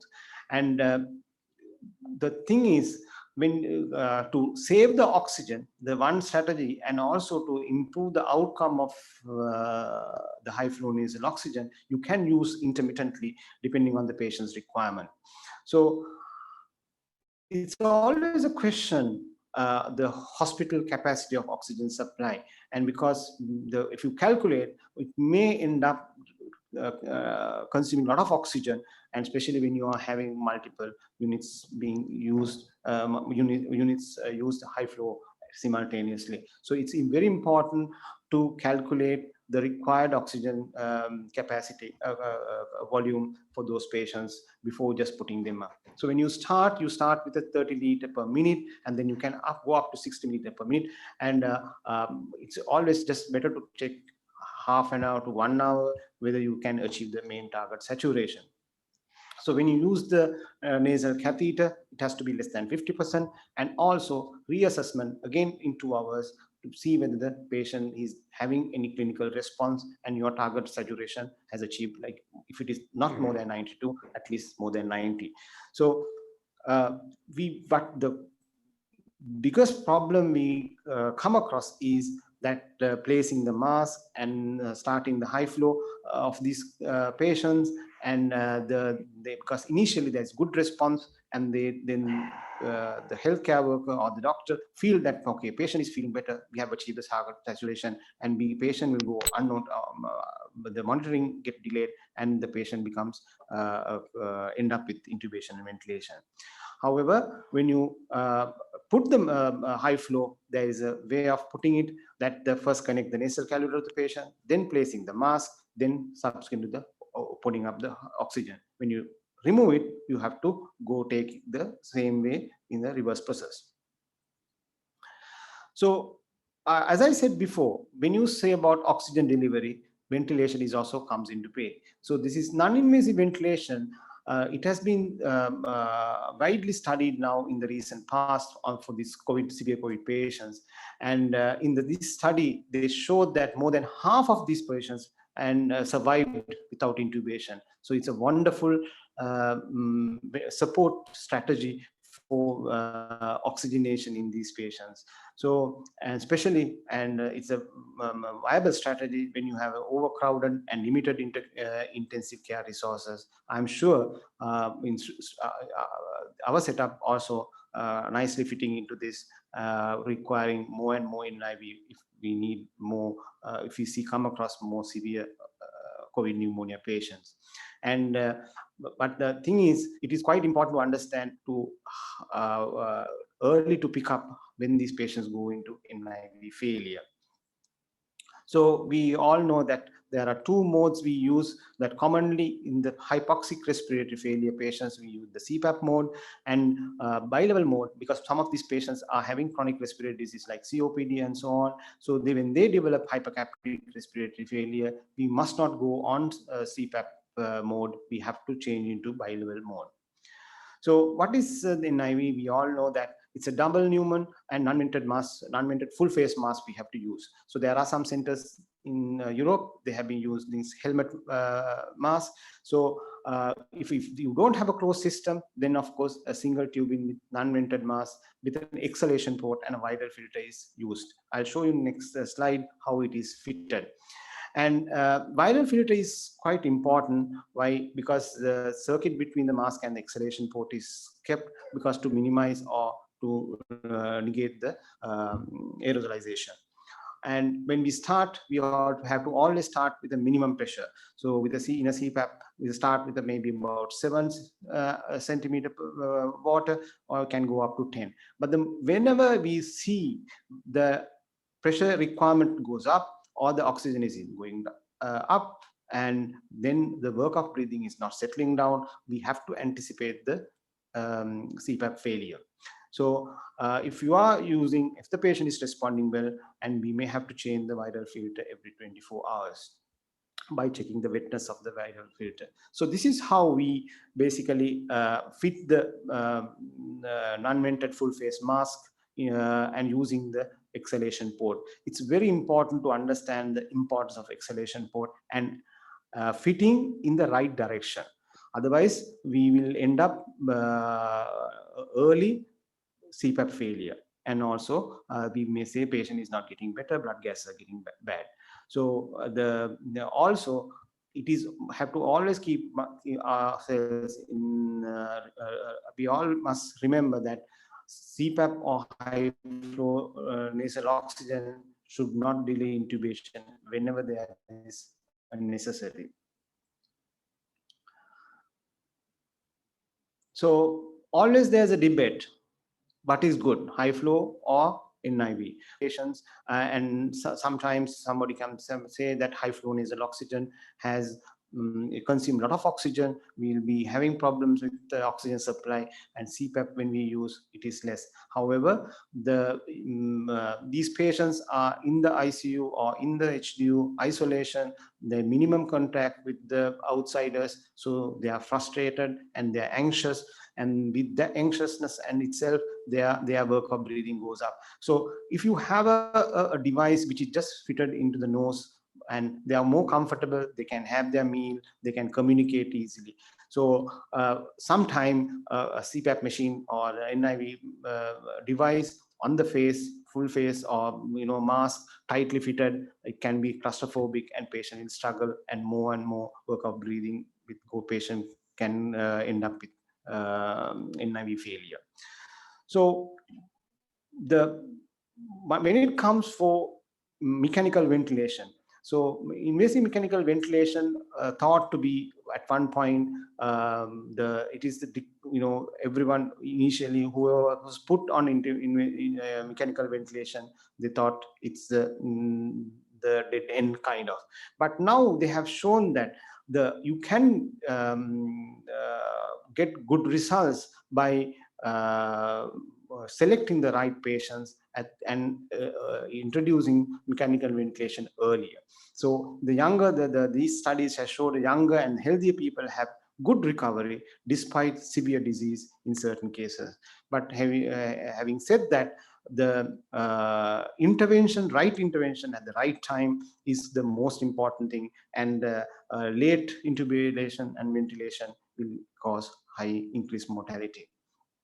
So this is something again we have come across many a times because we were very lucky to have a good support and at Mullaria Hospital, where the physicians have been really great and the anesthetists, and we have come across many patients with refractory hypoxemia. So one of the questions they always put forward was, what is the option of giving ECMO? Remember, ECMO is not something where it is as a last resort for refractory hypoxemia, because why? Even the highly specialized centers, they are the ECMO life support or organizing registry has suggested that their mortality is quite high. So, but now we know ECMO used in those patients and they are having a stringent criteria, and they have shown good results in the recent past. So what we need is a stringent criteria to decide for these refractory hypoxemia to offer ECMO. And we have to understand it's not just the one-off thing, but remember it is just the staffing and the resource intensive setup is quite high. So at the end, I just want to tell that supplementation of oxygen is not the only answer for progressive desaturation, because there are so many factors can come into play during the disease process for hypoxemia. So it is important to understand at each and every point what is the cause of this hypoxemia to attend. Example, is it the viremia process, or is it this cytokine storm, or is it the secondary or bacterial or fungal infection, or we are seeing more and more microthromboembolism or pulmonary embolism, and also organizing pneumonia. So it is important for us to understand my patient, like we heard from the previous speakers, there is a vast spread of heterogeneity. So it is very difficult to pinpoint and say, oh, this patient is hypoxemic, getting oxygen requirement is going up, and this would be for this. So it is very important to categorize these patients to intervene, not only just giving oxygen, also to attend that particular event. So I want to thank the College of Anesthesiologists and the College of Pulmonologists. They have come out with this document. It's a very handy guide. Everybody can have it. I think in the future we will all, like Madam said at the outset, most of the doctors should be prepared, like at which point I'm going to give oxygen, how I'm going to give oxygen, and what are the devices I'm going to use, and to minimize the wastage. So just to summarize, we heard from the previous speakers, and this is the ERS guideline, and at which point we don't give oxygen, at which point we give supplement oxygen, at which point we give NIV. Of course, it is very easy to put like in a piece of paper or on a slide like this, but when it comes to actual cases, it is very challenging. Despite your supportive care, anticoagulation, and corticosteroids, still we may struggle to keep up the oxygenation. So if anybody is interested, and there is a guideline developed by the College of Pulmonologists, and awaiting the 3rd edition also with the new thing. Thank you.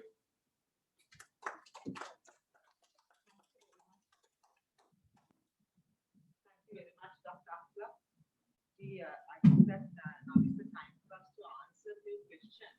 I'm so glad that the SLMA could have this program, because that there are more than 600 attendees. I mean, doctors or others that who have joined online for this particular one. I'm so glad that we could have this because that there are more than 600 participants in attendance and listening to this program, and it well keeps with the theme of the year, the professional excellence towards holistic care, indicating that the need for multidisciplinary approach for management of these patients. So there are many questions that I think that it's important that because the range of doctors that who have joined are in a sort of from the lower, the medical officers to the specialists, we try to answer each and every question of these doctors who have joined. One is that there is Remdesivir available in Sri Lanka. I think that one of you have maybe that. No, you have to go and answer there, Hasha. Yeah, Remdesivir is not available in Sri Lanka, and it is not in our local guideline also. And as Anand said, and as I said in my talk, WHO has given a conditional recommendation against its use based on their solidarity trial results, which showed that it didn't give any mortality benefit, and it didn't shorten the survival of, rather shorten the duration of hospital stay as well. So it's very expensive, about 50,000 rupees for a 5-day course. I think it will not be available even if you wanted it, because even in India it's quite scarce. Maybe that you could remain there. Yes. Yes. Yeah. So I said, I think I refer to that. In the US, Boricitinib in a dose of 2 to 4 milligrams, I think, when added to Remdesivir, it was shown in a small trial to be beneficial. So I think it is licensed for emergency use there, but it's as far as I know, NICE guidelines does not refer to that. Very costly as well. Again, Boricitinib, I can't quite remember, but I think a course will be in thousands of rupees. So it's one single tablet, yeah. So quite expensive. Yes, maybe in India, yes. Right. The next question is to Afla actually. Is there a place for dexamethasone or methylprednisolone for COVID patients who are known asthmatics with cough and wheezing who are not on any respiratory support? So basically, it's not uncommon to see COVID patients, moderate to severe illness patients coming with the exacerbation of asthma. I'm sure the sir will agree with me. So in those cases, if the patient is not having any evidence of hypoxemia, if he can't explain by COVID pneumonia, And if it is just exacerbation of asthma and they can have COVID PCR positive or something, we have to treat them as exacerbation of asthma. And but if the patient has COVID pneumonia and exacerbation of bronchospasms going on, then of course it's a question of giving dexamethasone or prednisolone. So we know that the giving dexamethasone, there is a way of calculating and the requirement of prednisolone. We know that we give 40 milligram dose, and that can be converted to dexamethasone, and in that case there is no difference using whatever the agent. Yeah, could you all repeat that dose of dexamethasone also, that when it is indicated that when you give dexamethasone, for patients that yeah, 6 milligram is equal to 40 milligram. Daily for 10 days. Yeah, so for COVID pneumonia, we give for daily for 10 days. Yes, but we are talking about the exacerbation of this asthma. Is the next question. Sorry. This is for patients that when it is indicated dexamethasone, the dose and the duration and the route. Yeah, for the steroid or dexamethasone, IV or oral, 6 milligrams daily for 10 days, which is equivalent to prednisolone 40 milligrams, methylprednisolone oral 32 milligrams, and IV hydrocortisone 50 milligrams 8 hourly. So those can be substituted. And then the question of Harsha, I think the question of dexamethasone, whether one dose fits all, is a question. Sometimes there are instances where we have to escalate the dexamethasone, and in instances there are patients who have tried methylprednisolone 250 milligrams a dose. And this scenario where this organizing pneumonia or acute fibrinous organizing pneumonia comes into play, what is dexamethasone 6 milligrams daily, IV or oral? Is it one size fits all, or is there room for escalation of the dexamethasone or shifting to methylprednisolone in certain groups of patients, in certain clinical scenarios? Yes, probably there may be a place in certain cases, but I think no guideline in any country has sort of advocated the use of methylprednisolone pulse therapy anywhere, but I think it's used in some of the US hospitals. In UK, I'm not sure whether it's being used. They still tend to stick to the dexamethasone IV dose. And that is also, I mean, like say, so what you're referring to is pulsing of methylprednisolone. We have principal clinical experience with managing patients here in Sri Lanka, both in the state sector and malaria, sometimes comorbidities. And then we manage now, we are bound to manage patients in the private sector. So there are instances where we can clinical call. What are we going to do with our dexamethasone? Are we going to go 6 milligrams PD? Are we going to give methylprednisolone pulse 250 milligrams, or is it 1 gram? So these are the practical problems that we face. These patients have gone to a scenario where they had Tocilizumab, and we have, I think, given about 50 patients with Tocilizumab. We have considerable experience with Tocilizumab in selected patients. So these are the challenges that we face, and as Madam said, a multidisciplinary approach in managing patients, I feel, is very important. Yeah, I do agree. I think the another issue would be whether to sort of now say in case you need more anti-inflammatory therapy, whether it's appropriate to give methylprednisolone pulse, or whether it is okay, whether it is better based on some trial evidence to add Tocilizumab. So that, as you say, populations, yeah. Along with Tocilizumab, in the earlier trials were like given monotherapy. Now with the Dexa becoming standard of care, Toci is given along with Dexa in the REMCAP. Yes. Those studies, the results are becoming more favorable when it's given with Tocilizumab. When it's Tocilizumab is given with Dexa. That's right. So Yeah. As the Remdesivir with yeah. So I think in our setting, probably what we need to stress is that every patient who becomes hypoxic below 94% on room air has to have dexamethasone IV, because I feel that is something that we have to stress on, because that's the starting point. And then in selected cases, we could probably consider methylprednisolone and Tocilizumab. Who are the selected cases? That are the issues that we have. Yes, I don't think even the world is in agreement on that. So there are issues. So probably we need to select. What do you think, Anand? Concluded in his slide, he said that hypoxemia is not the thing. There are so many scenarios. There is the ongoing viremia, there Yeah. is the hyperemia. Yeah, that's true, Amit. I agree with you. But these are highly selected populations we are talking about, and evidence we have to base certain recommendations based on evidence. That is why even the Remdesivir was not recommended by the WHO. It was not only based on the recovery trial. They considered all the trial evidence available by that time. No, the thing is, Amita, there are certain things we have to individualize. I don't think in a discussion like that, we can highlight on such individual cases, and because the message might go in a wrong manner. But that's what I said. I'm saying that it has to be a multidisciplinary approach. Of course, and, yes. These selected cases, but we are increasingly seeing these patients where the oxygen demand is increasing. We are left with their high flow oxygen. I know private sector has this experience. 60 liters, 100% oxygen, day 2, day 3. We are stuck. We don't know where to do this patient. They are on 60 milligrams dexamethasone, broad spectrum antibiotic power, CRP is rising. We have procalcitonin that is negative. X-rays are worsening. What do we do? What do we do? Do we, for this patient, Tocilizumab? Do we go up on the DEXA?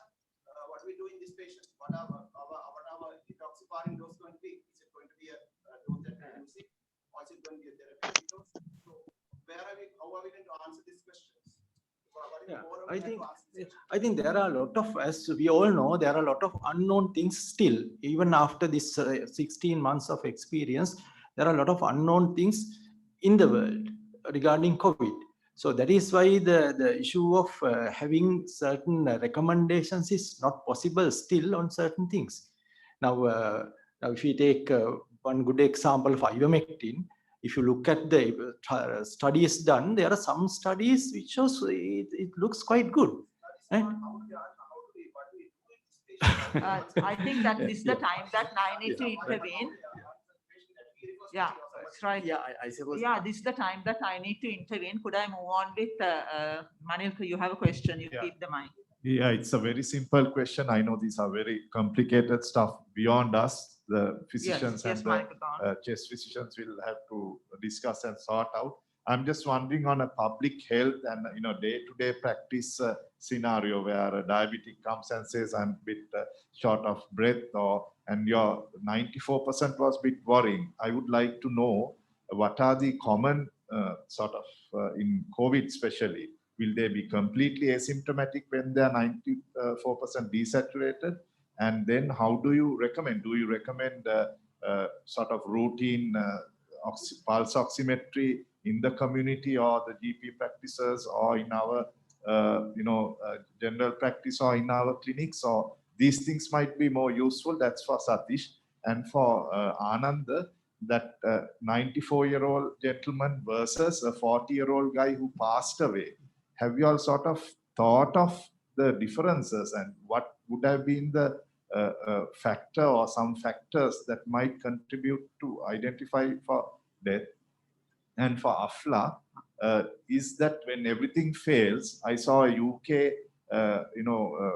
documentary where a chest physician who was brave enough was taking out the mucus plugs. Whether that was the answer with the negative pressure, some mask or something like that. So whether are you looking at all those things? Whether we can. Thank you, Manish. Yes, I think that. Yeah, to start with, I think you asked about hypoxia. These patients do have symptoms initially. I think it's a myth that the patients become hypoxic all of a sudden. They will have symptoms, initial symptoms that we know very well. But as Ananda said, maybe around the 3rd, 4th, 5th day, like they probably will start feeling more fatigue, and then they will have exertional dyspnea. So that's why we have to pick those up. And especially if we do institute a home monitoring system for some of the patients, we will have to be very clear and advise, and probably have medical teams ready with pulse oximeters to visit those houses and then see whether the patients are getting desaturated or not. Should the normal doctors have the pulse oximeters in our practices? Yes, I think probably if we do go in for a home monitoring system, that will be essential. Thanks, Anandia. I think to elaborate on that, I fully agree with that. And I think that your question is very important, because that's the category we have to identify early. And I believe if we identify early, I'm sure you will agree with me that if we identify early, this category, and we can sort of, most of the patients will recover with the appropriate treatment. So measuring pulse oximetry is very important. I mean, if we are to keep these patients in the community at home, at least even the selected cases, we have to have some method of measuring their either objectively and subjectively both the breathing efforts and the hypoxia. That's very important. And the other question, whether we have seen any difference, no, it's very difficult. We have seen patients of sort of more or less same comorbidities, similar things, some dying, some recovering. So it's very difficult to say. It's probably that the individual responses to this varies. On the other hand, among young patients, one thing we have seen is that there are two clear things which we have seen as bad prognostic things in addition to comorbidities. Probably these are more important than comorbidities. One thing is the obesity. The obese young patients, the people who have died, I believe, I don't know about exactly everybody, but we have seen that that's one of the bad prognostic thing. The second thing is the smoking. That's probably the most the important factors for poor prognosis. Diabetes and hypertension. Diabetes and hypertension matters, and but probably more than that, when you take comorbidities, my experience, in my limited experience, it is the CKD, which affects the which are the worst thing. Of course, the diabetics and these things fare poorly, but not everybody. More than that, the CKD is, I think, is a problem. Yeah, in your experience, is there a place for prophylactic aspirin? If you could continue to answer.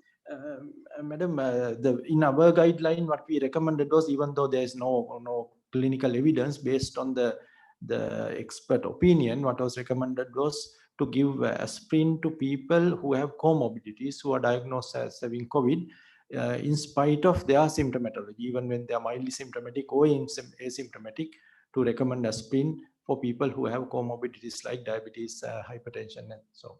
And there's another, whether we should treat the COVID positive patients who are at centers of home with vitamin D1000 and zinc containing vitamins. No, at the moment, there's no evidence supporting prophylactic or therapeutic effect of vitamin D3 treatment.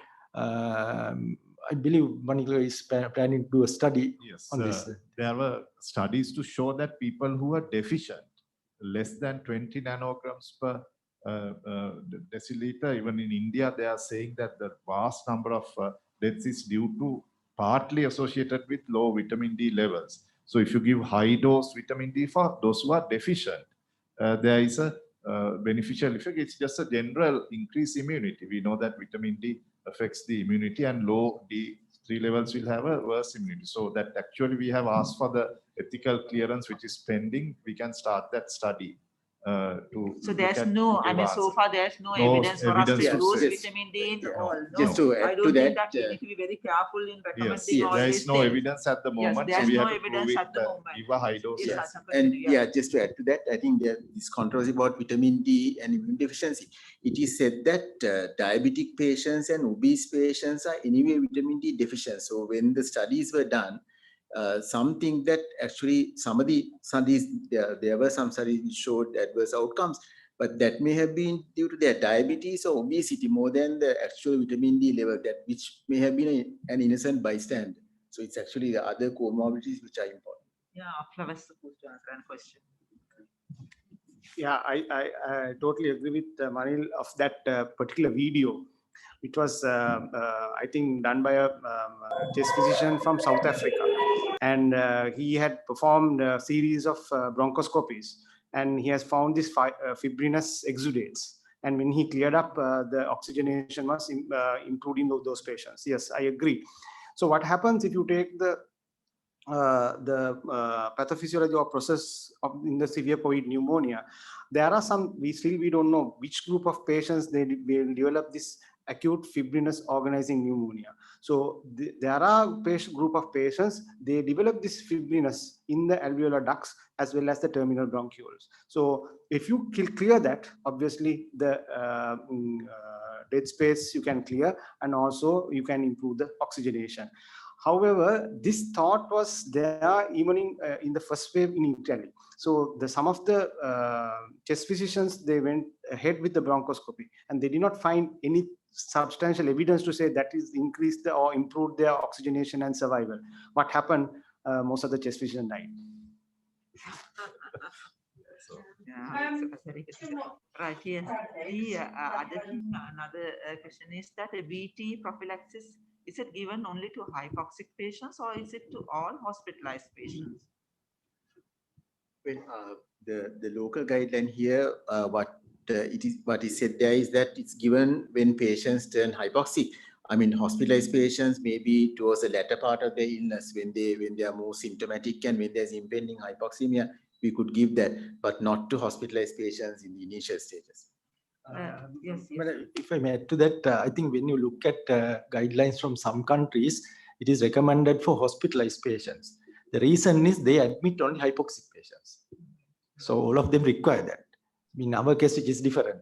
So actually, it is for hypoxic patients. Another question is that this, I don't know, for healthcare workers who receive 2 doses of vaccination, maybe even after 3 weeks, do they need to be quarantined once exposed to COVID patients? There should be exposure. All have to be wearing. All healthcare workers have to be wearing masks, and even in other occasions that actually, yeah. So the vaccine, after the second dose of the vaccine, it is said that after 2 weeks after the second dose of the vaccine, the person is said to be. I mean, the maximum effect of the vaccine is there, but then the vaccine is mainly to prevent severe disease and death. So there can be transmission. There can be a low level of transmission. There can be replication in the throat. So no, I think there's no data anywhere in the world where a study has shown that transmission has been blocked. It has been published as hasn't been published at least. So there is a possibility of having the virus in the throat and transmitting it. So we actually have advise all health precautions to be taken even after vaccination. What is your advice for prophylactic steam inhalation? Is it more harmful? May not be, no, harmful or harmless. Yeah, probably. I mean, yeah, if there is probably if there is nasal blockage, I think there may be some relief of symptom. Yeah. But once I think Professor Manipiri said that if you want to kill virus through steam inhalation, then you will have to kill the cells first in the throat and in the nasal passage. So there is no point in doing that. Yeah. What is around the? Yes. I think, madam, if you ask, say, prophylactic stimulation, I would say there's no place. Because prophylactic means we try to prevent the infection. Yes. It may have a sort of soothing effect and as I said, to clear the blocked nose and so on, but it will not prevent the viral infection. What roughly around what is our death rate of ventilated patients? Yeah, probably. Yeah, I think it's more than 70%. More than 70%. Right. I think that we have answered. I appreciate the multiple case side effects and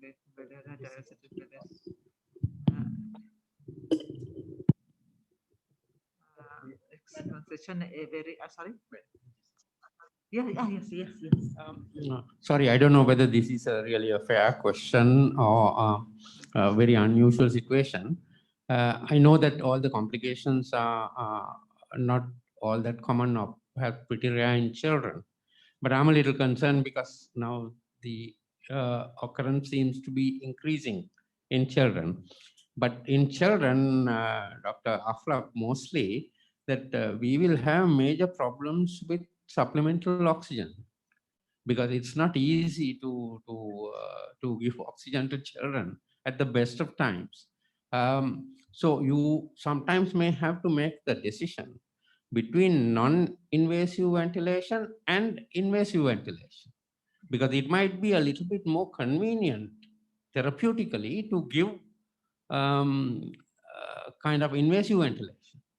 And also, I don't know whether I'm right in this, because children seem to tolerate invasive ventilation a little bit better than the adults. So what are your thoughts on this? Because I know this is a difficult one, but this might be worth talking about. Yeah, first of all, I don't have much experience in pediatric population. So, however, the invent of high flow nasal oxygen and has done wonders in the pediatric population. So in that context, what I believe is, yes, may not be the CPAP or NIV.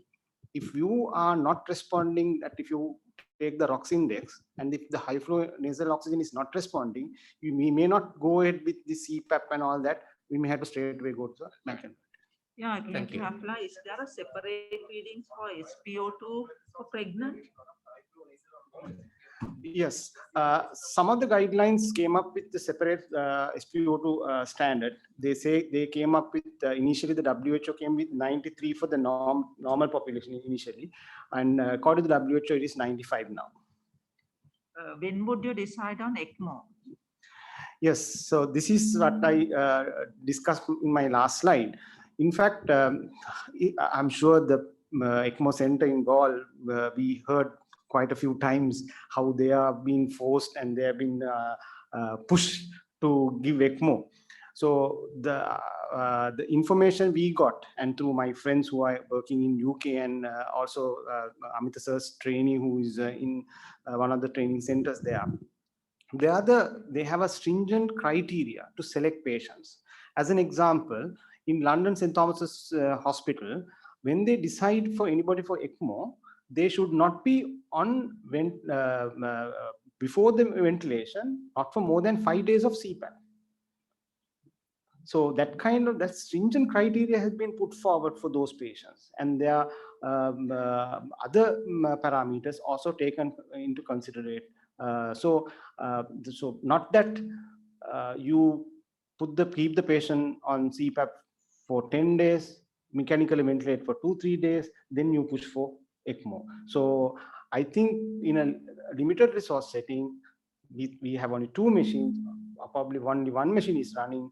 I think going with that as a last resort as an ECMO for those patients is, I think I personally I cannot justify. So you have anything? Could you tell just a simple antibiotic for a productive cough with COVID? What would be the simple antibiotic that you would prescribe for productive cough in a COVID? Probably we don't use antibiotics routinely like that unless there is a bacterial infection. So for prophylactically, there is no no place for use of antibiotics as far as I know.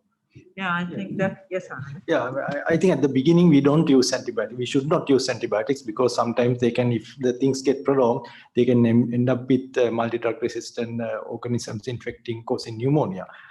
If it persists for more than 5-6 days, then probably we'll have to consider starting antibiotics. Again, the common, initially it would be due to community acquired organisms, so amoxicillin, co-amoxicillin sort of thing would be good enough, I believe. Yeah, I think always, especially when the patient is presented, or when you have the patient is having symptoms like Madam said about productive cough, and patient is having PCR positive in that case. So always they ought to have a worry that this secondary infection will hit on this patient and can get worse. So always that question is running in the back of the mind of the clinician. So that's why that clinician tend to give antibiotic. But in that case, still, since we don't have clear evidence to say there is a secondary bacterial infection, we must not go and administer antibiotic. If at all, maybe stick to co-amoxicillin or something very simple.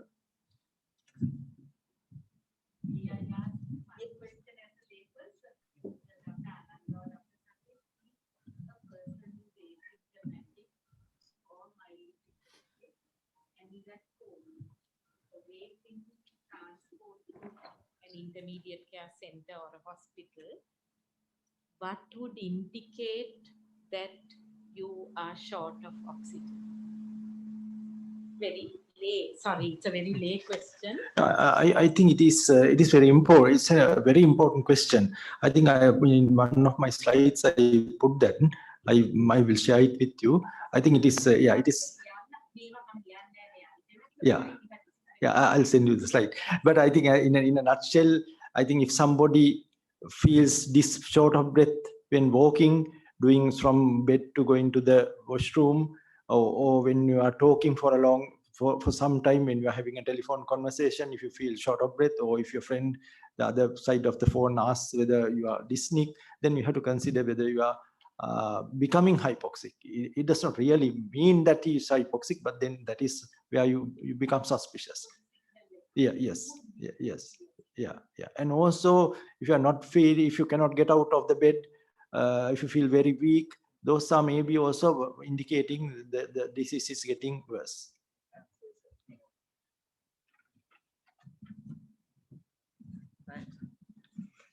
I think that we have had an excellent, so much informative, most timely webinar on COVID-19 hospital management essentials. There were more than 600 to join online for this program. And I'm so thankful for our excellent 3 speakers, Dr. Harsha Satish Chandra, who is the president of the Sri Lanka College of Internal Medicine, Dr. Ananda Vijayvikrama from National Infectious Disease Hospital, and Dr. Afla Sadikin, consultant chest physician from National Hospital of Sri Lanka. I think that we were able to clear many doubts, and it was a very useful program. And we from SLMA will be trying to upload. I mean, once it's edited, will be uploaded to the YouTube as early as possible for the benefit of all the doctors as well as the community at large. So let me conclude this webinar by thanking all 3 speakers again, and also to all who are here in person as well as who joined online. Thank you very much for your patient attention.